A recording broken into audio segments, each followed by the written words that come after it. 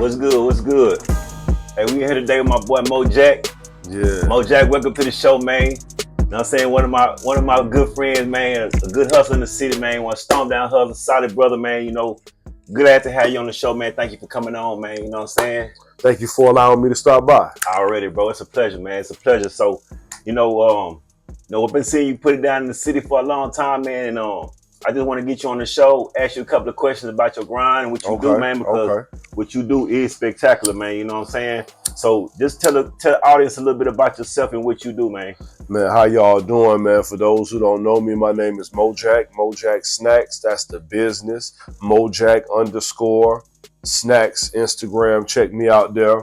I'm from Columbia, South Carolina, and I sell plates, something that we're familiar with in a lot of the black communities and other small communities where there are people that deliver food to people while they're at work or at home. That's pretty much how I make a living. Already. So how did you learn to cook, and how did you get into the food business? You know what I'm saying? First, how did you learn to cook? I always wanted to cook, but nobody would never show me. Like, I'd be like, hey, how you do that? They'd be like, watch out. You know, hey, how you do that? I'm busy right now. You know, stuff like that. So it was always interesting to me. And one day I had a day off. I was bored. My neighbor had a grill. It was broken up. And I was like, hey, Brenda, why don't you let me use that grill? I'll give it right back. She was like, this raggedy grill? You can have this. So I took it in the backyard, fixed it up, made some wings on it. And they actually tasted like okay for like the first time really doing something. Yeah. Yeah, man. So that's kind of pretty much how it started. And then I would invite the fellas over, you know, football, basketball, we eating, chilling. And one day somebody handed me some money. And I was like, man, damn, what this for? I was like, shit, that's just good enough. I'll pay for that.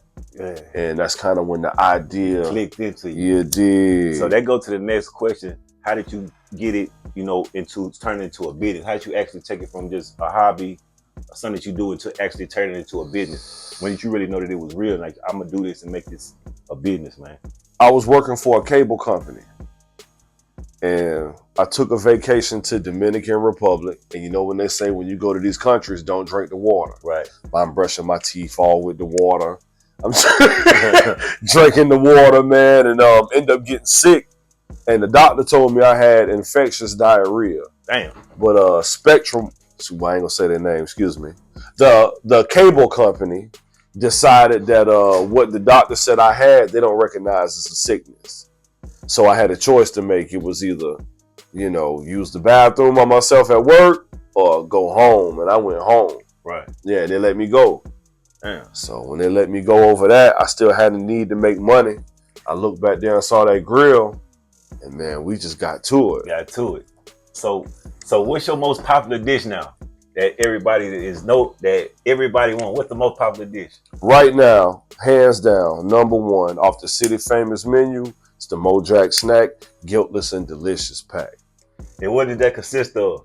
The Guiltless and Delicious Pack is lemon pepper salmon pan-seared, gently laid over a cloud of herb jasmine rice with more butter than the law should allow, a summer blend of mixed vegetables politely tossed in Parmesan cheese, and a rounded shrimp, you dig. All of these items come together in a dishwasher-safe reusable container, complimentary ginger ale, and your eating utensils. And that's what it is, man. That's what he do, man. That's that plate.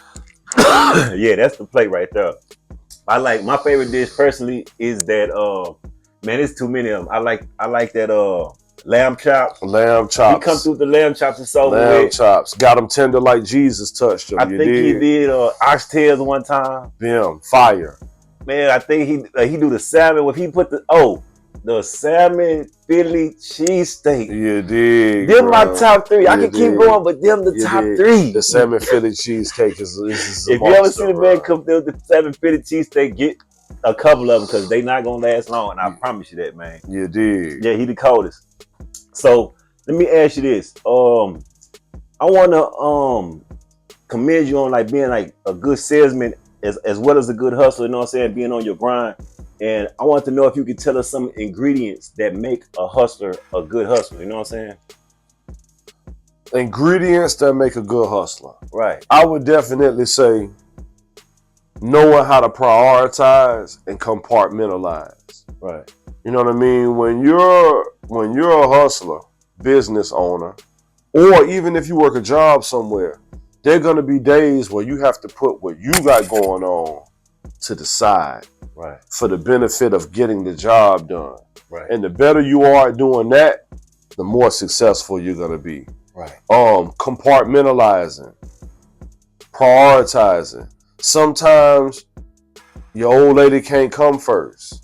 Sometimes them shoes can't come first. Sometimes that trip can't come first. And that's the major thing about being a business owner, is being able to put the needs of the business before anything, so you can always have that business. Right, right. That's good. That's big right there. Okay. Now, here's $1 million question also. Like, hey, y'all just don't know, man. We've been trying to get MOJAK on the show for a while. We gotta pick this man brain. Y'all just don't know, man. This dude is extraordinary, you know what I'm saying?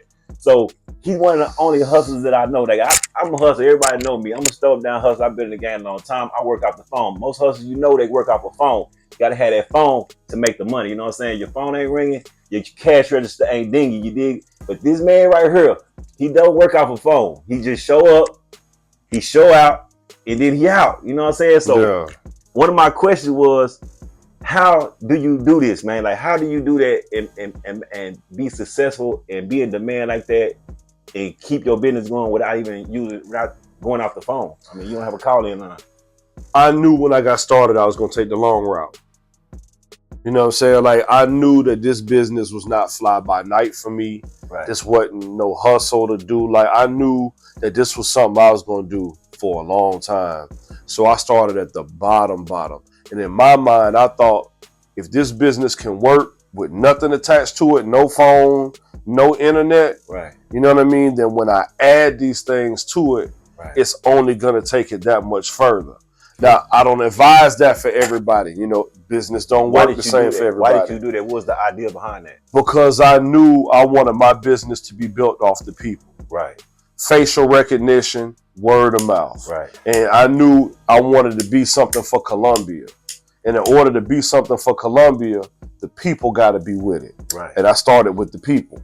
So if the power grid or some shit go down like that, it's a power outage or some shit like that, and all the internet out, then MOJAK's business don't stop. It don't stop. Okay. It don't stop. And that's not something that we really think about or can afford to think about, you know, based on how beneficial the internet, phones, and different like these things are. They are essential to your business. And I am by no means saying that these things aren't essential. I'm saying that I built my business off of nothing. As long as there's word of mouth and people, my business is going to go. So it's the long route, but I could be sitting at a red light, people pull up next to me, beep the horn. Blah, blah. Hey, man, what you got in there? You know what I mean? Yeah. Because I decided to take that route. So it's not for everybody, but it can be very beneficial. Already, man. That's what's up. All right, we're going to take a break right quick. We'll be back with y'all in just a minute, man. All right.